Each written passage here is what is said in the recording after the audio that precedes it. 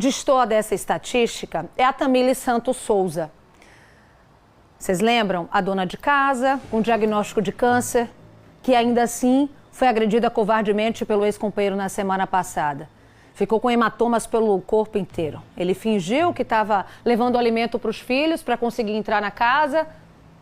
Ela ficou com diversos hematomas pelo corpo. E a gente vai saber como é que ela está agora. Por que eu digo que ela foge da estatística? Porque, ao contrário da maioria das mulheres, ela denunciou. Ela tinha medida protetiva contra ele, o que facilitou, de certa forma, a prisão, porque teve o descumprimento da medida protetiva, rapidamente saiu a prisão preventiva dele. Mas eu quero saber como é que ela está.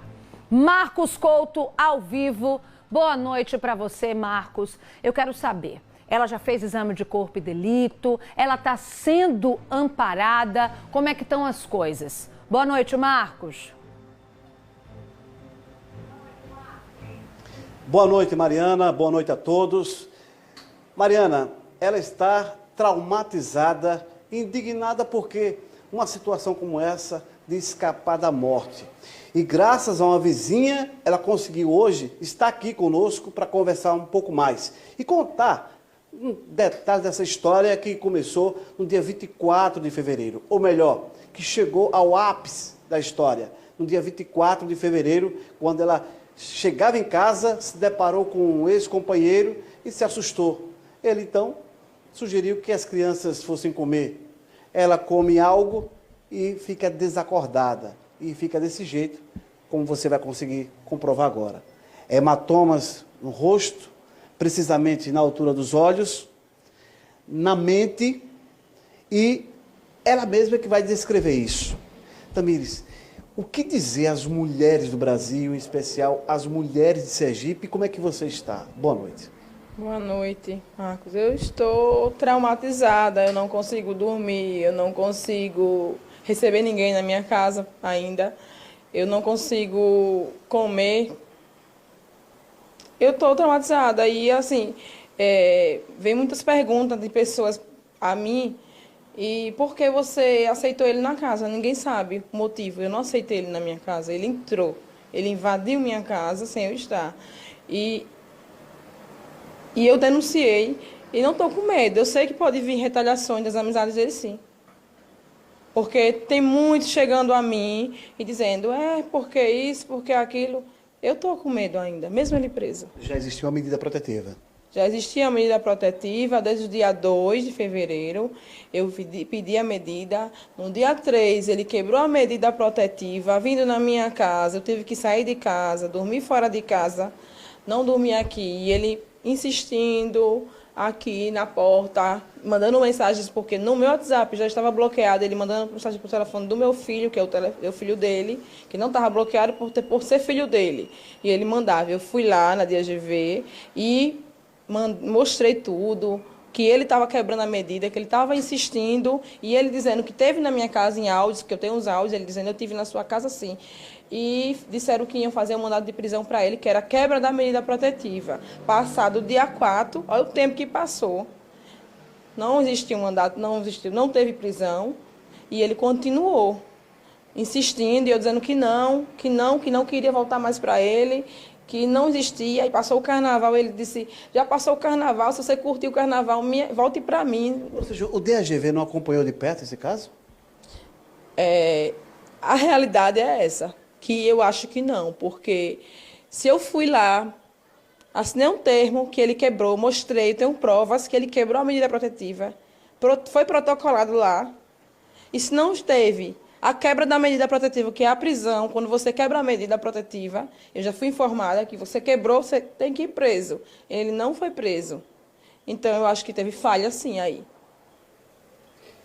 Você chegou a declarar anteriormente que, primeiramente a Deus e a sua vizinha, você está viva. Horas que eu não consigo nem falar. Eu sou muito grata a Deus, primeiramente, e a ela, porque no momento que ela esteve aqui, ela disse que estava o maior silêncio. Se eu tivesse consciente, a forma que eu estava, a face na hora, isso aqui estava muito alto, minha boca estava muito alta, muito sangue, eu tenho as fotos de muito sangue. Eu estaria gritando, porque se você levar uma pancada no rosto, você estaria gritando, pedindo socorro. E ela disse que estava tudo silêncio. Meu filho de 5 anos vai ser ouvido. Terça-feira, que já mandaram avisar que terça-feira ele tem que ser ouvido. Eles não estão aqui. Está na casa de uma tia minha em proteção, os dois. E ele, depois de 2 dias, ele falou que saiu do quarto e viu ele. E a gente não entendia o que ele estava falando. E hoje ele já fala que era um capacete que ele estava me dando. E a moça perguntou à assistente social o que é que ele estava jogando em mim. Eu me disse o capacete e ela não estava se mexendo. Eu estava apagada. Quando eu consegui levantar foi quando ele tirou o travesseiro do meu rosto, que ele estava me asfixiando. E o travesseiro, as fronhas estão aí, que só era um lugar que estava ensanguentado quando a polícia entrou. Eu voltei a respirar e foi quando ele foi atender ela. Eu só ouvia, mas eu não conseguia falar. Quando eu consegui me arrastar, eu caí aqui, levantei na parede, eu caí de novo, porque eu não conseguia ficar em pé, E aí ela pedia a ele para ele abrir o portão, gritava, eu ouvia ela gritar, mas eu não conseguia. Aí eu consegui chegar no portão ali e ele não abria, ela gritando, e ele perguntando o que é que ela queria, só que eu só ouvia, eu não conseguia falar. Estava muito, muito machucada. Aí ele, acho que pelo desespero dela, está insistindo no portão e poder chamar a polícia. Ele estava dentro com a moto de casa. Ele abriu o portão, foi quando eu só dei 2 passos e caí na rua. E a filha dela não tinha nem noção do que estava acontecendo. A filha dela ouviu a mãe gritando. Aí ela de bebida saiu, era 7 horas da manhã, 7 e pouco, 7h10, 7h20, não tem média mais ou menos horário, mas esse horário. Ela me acolheu, me arrastando e me botou no sofá, eu bem ruim, não conseguia falar, e ela desceu, porque aí na fábrica de gelo ficam as viaturas, às vezes, e tinham viatura, chegou a viatura de imediato, foi a primeira viatura, depois chegou mais 2, e eles entraram, olharam a casa, aí meu celular não estava, é a primeira coisa que minha amiga entrou, mas a policial era saber se o celular estava, não estava o celular, ele tinha levado o celular e o sangue estava no travesseiro. E eu não estava consciente, o SAMU estava chegando, aí foi no procedimento e eu fui para o hospital. Fiquei o dia todo no João Alves, né, lá em observação, fiz vários exames, não quebrou minha face, porque o primeiro impacto que a polícia teve foi que tinha quebrado toda a minha face. Aí eu tive só um trauma aqui, um coágulo no tomografia deu e uma luxura no maxilar que eu estou sem conseguir mastigar. Vou passar pelo um cirurgião avalista para avaliar ainda, que não passei ainda. Passei só na urgência lá, eles me deram encaminhamento para eu voltar. E aí, pronto, de lá fui obrigada ainda a voltar para a DGV para assinar, que eu acho que não tinha nem necessidade de eu voltar lá, mesmo machucada, eu tive que voltar lá. Sem condições? Sem condições. E de lá, mesmo eu ruim, ainda peguei o Uber sozinha, mas ela e vim para casa. De lá para cá ficou 24, 25, 26, quando a TV Sergipe e a outra TV, a Redecor, as TV chegou e veio atrás de mim, que essa é a realidade, foi que saiu o mandado de prisão. Enquanto isso, não saiu o mandado de prisão. E no momento que ele agrediu você, ele foi embora tranquilamente? E continuou mandando mensagem. E as mensagens estão tudo Mesmo aí. diante de toda essa agressão? Perguntando se tinha almoço, que queria comer. Depois disse que estava vindo aqui, se eu queria pão, que queria, me perdoe. Um monte de mensagem, Então, quem não acompanha essa história, parece uma história hollywoodiana, ou seja, uma história de cinema, de drama, de suspense, de terror, na verdade. De terror, na verdade, para mim é de terror. Porque eu acho que eu tenho medo de fechar os olhos e dormir, porque como tudo aconteceu, eu apagada, eu acho que meu medo de dormir é essa. De dormir e não acordar mais, porque se ela não chegasse, eu não estaria aqui. Trauma. Passei o dia todo, tudo que eu estou suada, passei o dia todo trancada. Nem a porta eu consigo abrir. Nem a porta, ela ligou. Praticamente encharcada, tanto suando, nervosa. Trancada. Passei o dia todo trancada. Assim, eu cheguei do ML, fiz hoje o exame toxicológico, porque não tinham pedido. Eu insisti lá, mas eles não fizeram. Aí a delegada pediu hoje, já tinha ido 2 dias para fazer os outros exames. Aí hoje eu fiz o toxicológico. Eles me pegaram de manhã, me levaram. E eu cheguei aqui, era por volta de umas 12h30. Desde lá para cá, eu só fiquei trancada. Ele entrou na casa à noite do dia 24. Dia 25... Não, do dia 23, na quinta-feira. E no dia 24 de manhã foi que aconteceu tudo. Na madrugada. Aí, não sei o que ele fez comigo durante a noite, não sei. Você suspeita que foi dopada? Provavelmente. Tem história de um bolo, de um doce, Tem o bolo e tem o chocolatado, né? que ele chegou oferecendo aos filhos e à Eu senhora. fiquei fora de casa durante dias, eu não fiquei aqui, eu fui acolhida, né? Não fiquei. Quando eu retornei, as meninas vinham me ajudar a limpar, o bolo estava inteiro, só tinha tirado pedaços. E não existe mais bolo dentro da minha casa. Eu não sei se foi o achocolatado ou se foi o bolo. Ele, quando ofereceu à senhora, pra não ter problemas, aceitou. Porque eu já sei como ele é. Então, como é que eu ia reagir com agressividade para uma pessoa que já é agressivo? Se eu dissesse, vai embora com ignorância, ele podia vir para cima de mim. Então, eu tentei reagir normalmente. Ele disse, vai embora, já está na hora. Você já viu os meninos, já matou a saudade. Esse tempo todo, você aqui. Ele, eu já vou. Eu lembro que eu sentei no tapete. Os meninos estavam no sofá, eu não quis tirar os meninos do sofá, que eles estavam os dois assistindo desenho. Eu sentei no tapete. A única coisa que eu tirei de mim foi minha sandália, porque quando eu chego da igreja eu não gosto de entrar de sandália dentro de casa. Então, era de amarrar, eu tirei, estava de leg e de calça e acordei de bebidor. Aqui, para a gente sintetizar a coisa, o exame toxicológico, a senhora foi feito hoje. Não tem previsão de resultado ainda. Disse que é 15 dias, né? 15 a 20 dias. Pode ser que demore, ela falou, mas é 15 a 20 dias, o que ela me deu, o prazo. Que vai direto para a delegacia, né? Eu tenho acesso, mas vai direto para a delegacia. E sobre a assistência da polícia psicológica e a questão desses hematomas no olho, principalmente no olho esquerdo. Mostra aqui, Miro, por favor. Dá um foco aqui. Olha como é que está a situação desse olho esquerdo. Aí eu quero saber se passou por um especialista, se já existe uma análise, como está a situação dele. Não. Quem compareceu aqui foi a secretaria, né? A vice-secretária da prefeitura, o CRAS, me deram uma cesta básica para me ajudar de imediato e me ofereceram ajuda assim, né? Psicológica, não marcaram o psicólogo para mim, nada. Mas me deram assistência, conversaram muito comigo, que eu precisasse e tal. Disse que iam tentar me encaminhar no auxílio moradia, me encaixar. Vai ver se consegue me encaixar para me ajudar, para eu sair daqui também. Agora, a senhora informou há pouco que está temerosa. Mora aqui na zona norte de Aracaju, aqui observa que está sozinha. A senhora teme que alguém ligado a ele... Ele foi protegido, os dias todos ele foi protegido. Ele foi guardado e ele falou no vídeo que ele jogou, que os amigos dele estavam ajudando ele. Então, eu vou confiar em quem? A senhora corre risco de morte. Eu vou confiar em quem? Eu vou receber quem aqui na minha casa? Eu não posso. E aqui, a redondosa todinha, ele morou a vida inteira, né? Ninguém vai se meter. Todo mundo conhece ele. Sabe quem é? Ninguém vai se meter. Mariana Sena, gostaria de interagir conosco. Mariana, pois não? Ô Marcos, eu acabei de assistir esse vídeo que ela está falando, que o agressor fez. É um vídeo que dá vontade até de vomitar. Vou falar a verdade aqui para você que está em casa.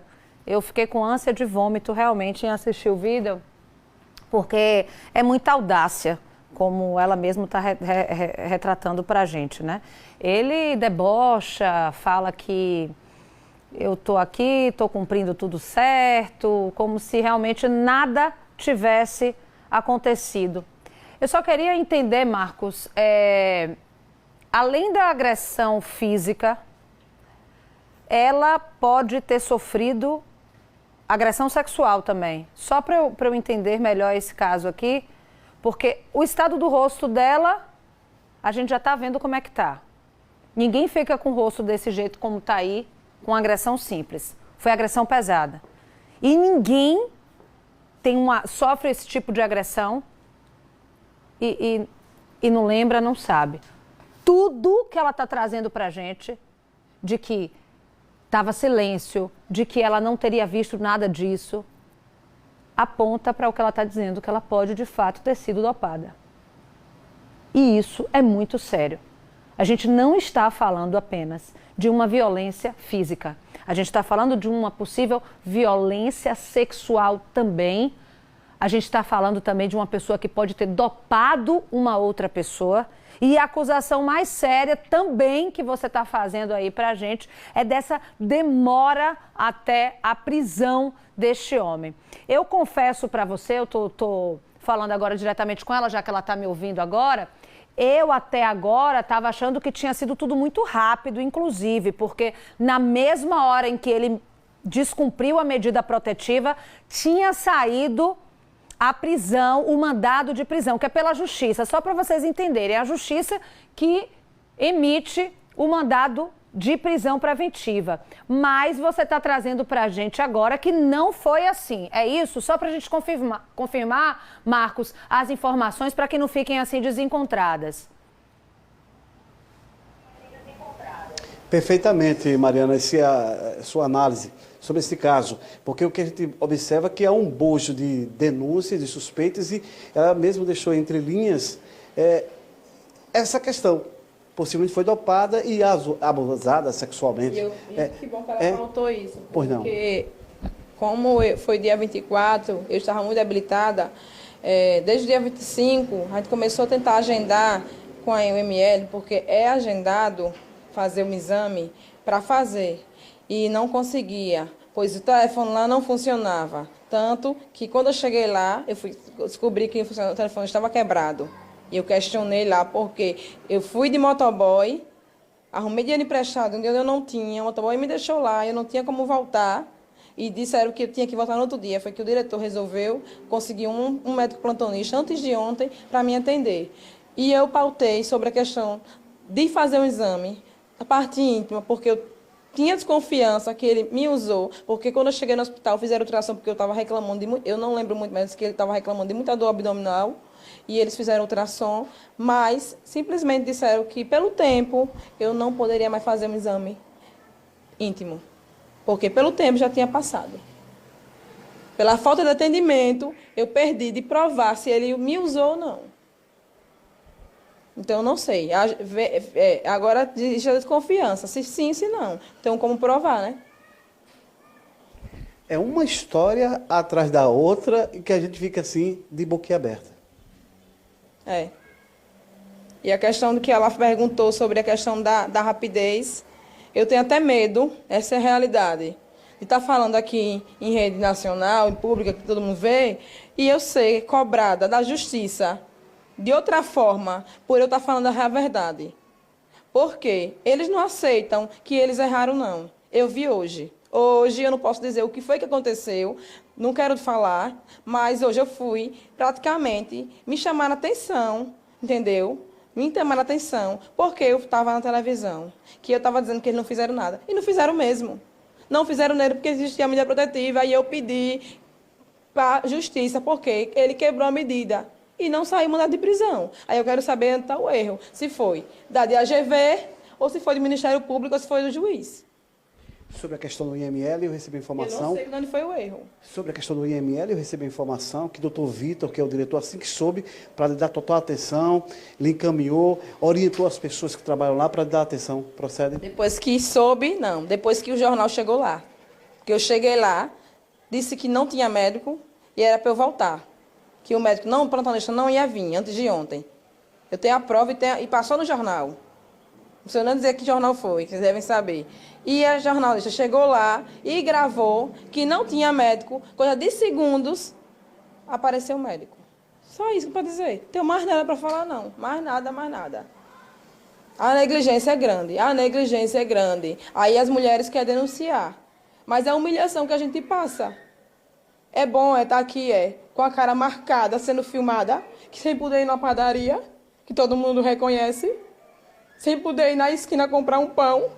Não é bom não, velho, não é bom não, que eu tô passando não. Eu não desejo para o pior, nenhum inimigo, eu não tenho inimigo. Mas eu não desejo para ninguém não, para ninguém. Uma mulher que escapou da morte, como ela mesma declarou, graças a Deus, e da vizinha, está contando história. Mariana. Ô Marcos, eu preciso seguir aqui, mas deixa eu só tirar uma dúvida com você, que pode ter sido até do pessoal que está em casa. Qual foi o órgão que retalhou ela, que eu não entendi direito, que de alguma forma pediu para ela não dar entrevista? Foi mais ou menos isso? Só essa parte para eu entender, Marcos? É isso que eu quero saber também. Foi bem lembrado, Mariana. Obrigado. Qual foi o departamento, qual foi a secretaria, qual foi o órgão, qual foi? Na verdade, eu não queria falar, porque eu tenho medo, é como eu lhe falei no início, eu tenho medo, mas eu fui chamada a atenção feio hoje, entendeu? Ainda chegou a dizer, você fala bonito no jornal, né? Faça isso não. Quem disse isso? As pessoas que estão na frente de tudo isso, que fizeram o erro e não concordaram que erraram, né? Porque essa é a realidade. Então, como se eu fosse a criminosa lá e a vítima é ele. Eu tô com medo, eu tô com medo, eu tô com medo. Eu não fui bem tratada, eu não fui bem tratada. Hoje eu senti que eu não fui bem tratada. Tem Fui alguns... levada, obrigada, para fazer o exame, porque já tinha passado. Tem espaço para fazer um apelo? Mas eu quero justiça e quero saber de onde veio o erro. Porque demorou demais. E eu acho que eu estou vivo porque é Deus. Só isso. Eu recebi a informação que Mariana quer voltar a interagir Eu conosco. quero. Eu quero te pedir um favor, Marcos. Eu preciso seguir. Você sabe como é o jornalismo. A gente tem toda uma programação aqui para fazer.